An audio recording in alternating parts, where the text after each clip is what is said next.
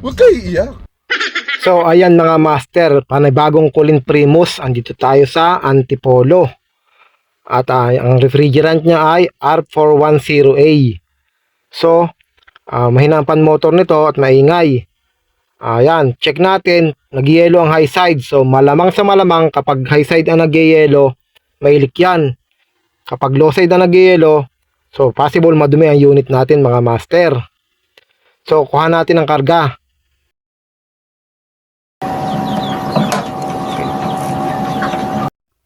So buksan natin, tapos kuha na natin ang karga.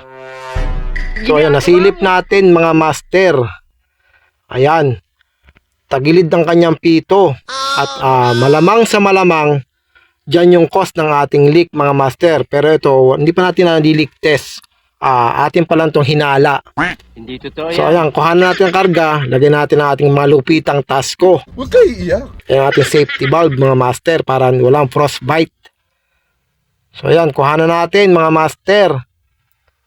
So tingnan natin kung ilan pa yung natitirang karga nito, kung meron pa. So ayan, mababa na talaga mga master oh. Hangin na lang yan, pressure na lang yan.